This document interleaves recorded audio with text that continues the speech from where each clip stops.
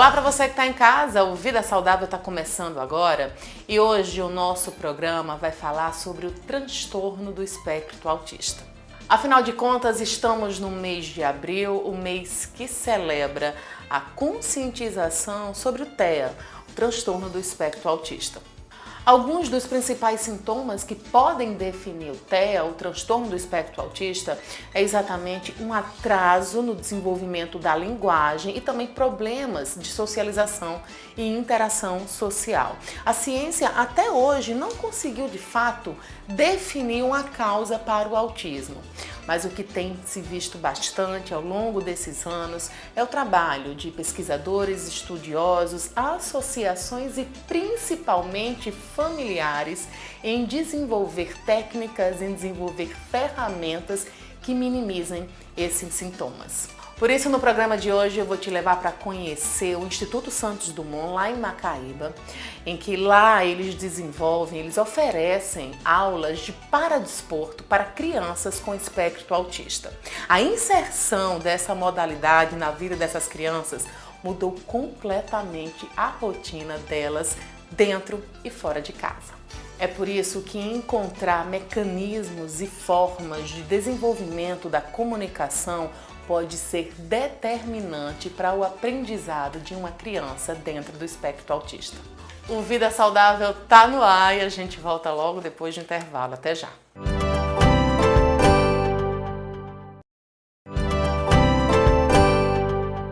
Nesse primeiro bloco, você vai conhecer a história de Leilane Azevedo e da sua filha Maria Isis. Desde a inserção do paradesporto na vida de Maria Isis, o sono e também a qualidade de vida dessa criança mudou completamente. Um dos principais agentes da inclusão e da participação social é o ambiente escolar. Uma vez que a criança está inserida, a criança do espectro autista está inserida no ambiente escolar, o desenvolvimento dela é perceptível. E quem está aqui para atestar isso é Leilane Azevedo, ela é a mãe de Maria Isis, que está aqui atrás, participando aqui da aula de Educação Física, já há 5 anos aqui no Instituto Santos Dumont. Muita coisa mudou, Leilane? Muita. Eu digo que eu tinha uma filha antes do Instituto e uma filha depois do Instituto. Realmente minha filha é muito bem assistida. Isis era uma criança que não gostava de socializar. Hoje a minha Isis socializa, vamos dizer, 90%. A questão do sono, sem dúvida nenhuma, o que era muito, muito, muito difícil. Com tudo que ela tem feito, né? Esse esporte, ele tem ajudado muito na questão do sono. A minha Isis, ela tinha muita dificuldade de brincar, não sabia brincar, né? Eu costumava dizer que ela não sabia brincar, né? E depois do esporte, eu acredito que isso também tem ajudado bastante. Dentro de casa, né, para o convívio dentro de casa, até mesmo para fazer as atividades do lar, né, de repente o dever de casa, aquelas coisas que a criança tem, ela também está mais aberta? Sim, bem mais. Isis era muito fechada no mundinho dela, né? Eu costumava dizer que ela vivia no mundinho dela. E assim, a escola também tem muitos ganhos, a participação da escola, sem dúvida nenhuma, é muitíssimo importante. Esse ano, por exemplo, Isis ainda não começou a estudar, por conta que a gente tem aquele probleminha da auxiliar, que a minha filha necessita de auxiliar, né? Mas muitos ganhos com a questão da escola, depois que começou a estudar. Como é que está esse processo, né, de aquisição, de contratação de auxiliar dentro da escola? Como é que você hoje enxerga isso, já que a educação é um direito de todos? A gente não tem previsão, na verdade, para esse ano ainda, né? Falam-se que já se contratou, né, os concursados, enfim, mas até então a escola que a minha filha estuda não tem previsão, né, de início. Porque, assim, no caso da minha filha, é inviável ela ir para a escola sem auxiliar, ela não tem como, ela tem muitas outras necessidades que só a professora em sala não consegue. Você percebe assim que a possibilidade, né, com a devida assistência, com o devido auxílio, com os devidos incentivos, você consegue perceber uma Isis assim se desenvolvendo ainda mais? Sim, eu espero muito da minha filha. Minha filha vai longe. Ela tem potencial. Como eu já repeti aqui algumas vezes, ela é uma outra criança. Então minha filha tem muito ainda a crescer. E eu tenho certeza que quanto mais estímulo, ela vai chegar longe. Ela é muito capaz. Não sai daí que depois do intervalo tem mais vida saudável para você. Até já!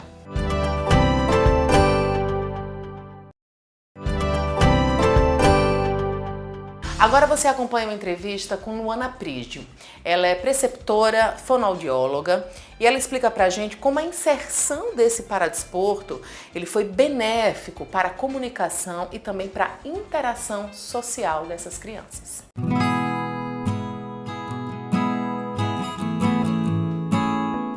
Bom, está mais que claro que a inclusão ela passa necessariamente pela essa participação social. Então, quanto mais espaços a gente puder oferecer às pessoas com deficiência, especialmente as pessoas no transtorno do espectro autista, mais ganhos elas terão. Já está mais que comprovado isso. A gente está aqui agora com Luana Prígio, ela é preceptora, fonoaudióloga aqui no Instituto Santos Dumont. Mais uma vez saindo na frente, né, com todas essas estratégias de inclusão. E aqui a gente estava vendo, acompanhando aqui o paradesporto, voltado exatamente para essas crianças dentro do TEA. Como é que vocês conseguem perceber, né, os ganhos a partir do exercício físico, da atividade física que vocês propõem aqui? Além das crianças poderem movimentar o corpo, né, elas poderem vivenciar esse espaço que é comum das crianças que convivem na escola, como por exemplo estar num ginásio, né, conviver com os pares, né, as crianças da mesma idade, então proporcionar esse momento de interação social, de atividade física mesmo. Então quando a gente começou o projeto, por exemplo, muitas mães falavam: nossa, meu filho nunca esteve num ginásio, ele nunca brincou desse jeito.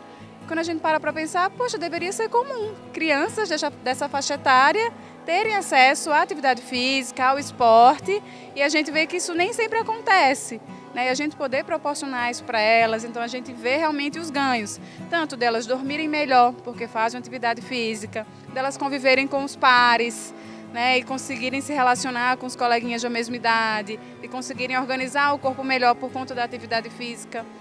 Elas se comunicam melhor porque elas estão ali motivadas, então elas se comunicam melhor porque querem a bola, porque querem jogar, começam a aprender o nome dos esportes, interagir junto, né, e fazer aquele time. Então isso tem sido muito legal e a gente vê esses ganhos e as famílias também trazem isso para a gente. Quais são as estratégias hoje, né, que uma escola elas podem adotar para que isso seja comum, né, não seja algo especial como se costumava falar? O ideal é que as crianças com deficiência, né, especificamente as que estão no TEA, que a gente está tratando hoje, né, elas sejam incluídas em todas as atividades, que elas não sejam o café com leite, né, mas que elas participem do esporte junto com seus colegas, que a gente possa ali ter um mediador junto com ela, que pode ser tanto um professor auxiliar, ou mesmo os coleguinhas, eles podem aprender a como mediar, né, como ajustar de uma forma que esse colega que tem alguma dificuldade em algum aspecto possa estar junto, né. Aqui a gente usa algumas estratégias, por exemplo,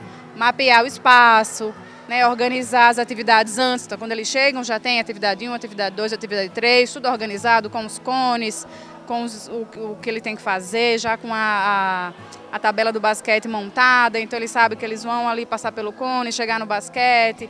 Aí a gente, por enquanto, não usa a quadra toda, usa só metade, porque senão eles se dispersam muito. A gente tem uma rotina, então no começo a gente tem a musiquinha do alongamento, depois segue para a atividade, terminou a atividade, a gente tira as coisas daquela atividade que acabou, para eles focarem só na segunda e não quererem ficar na anterior. E no final a gente faz esse ritual de que está finalizando, então tem essa rotina. São algumas estratégias que a gente usa para ir mediando e favorecendo para que eles sigam a atividade de acordo com o que é proposto e vão aprendendo sempre coisas novas.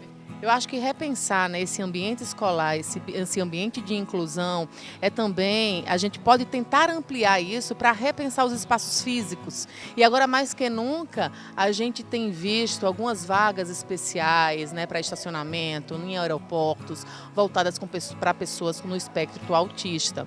E ainda é uma polêmica, né? Então a gente se propõe a repensar certos assuntos e, ao mesmo tempo, temos aí uma parcela da população que ainda não consegue compreender isso, né? A gente entende que isso ainda não está, né, assim, acessível a todas as pessoas, essa informação, mas o nosso papel aqui é esse, né, trazer essa informação.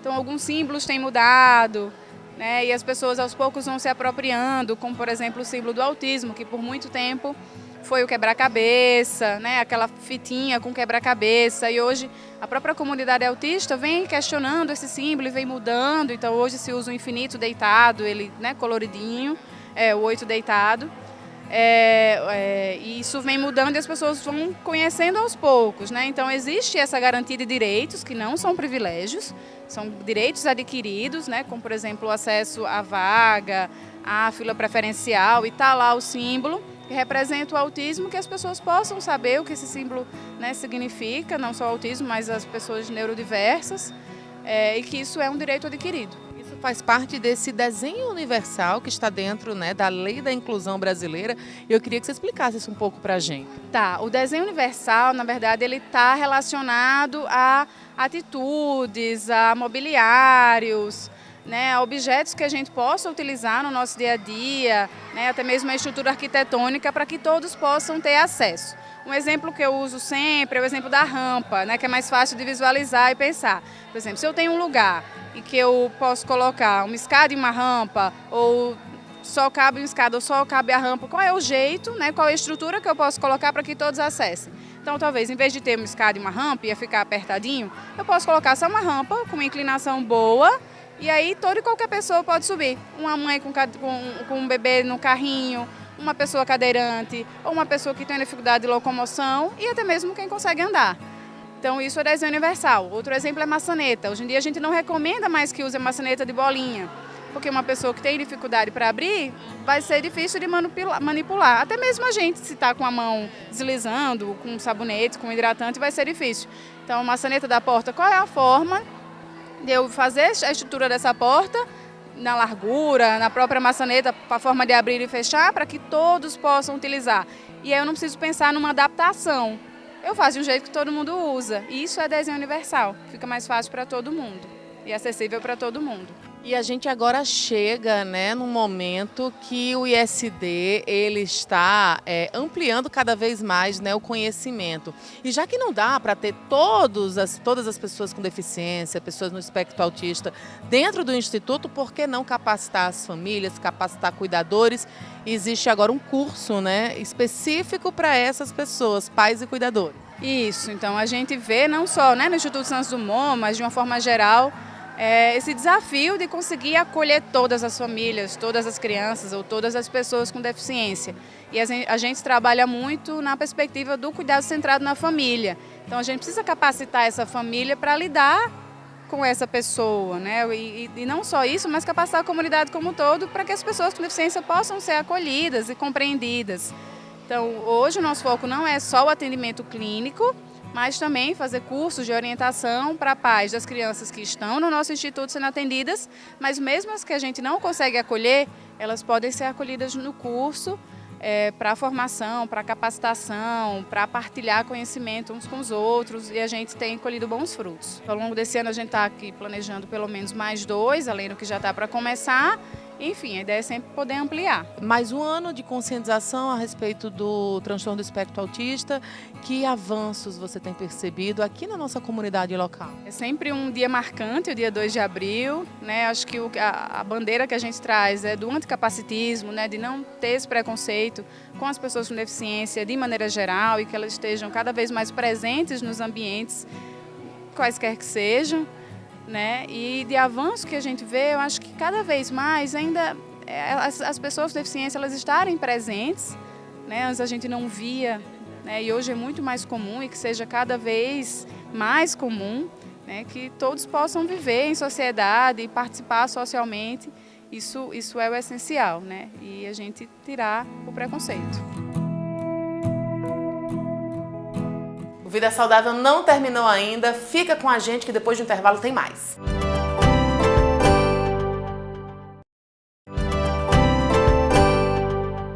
Essa última entrevista agora é com Beatriz Madruga, ela é preceptora psicóloga lá no Instituto Santos Dumont.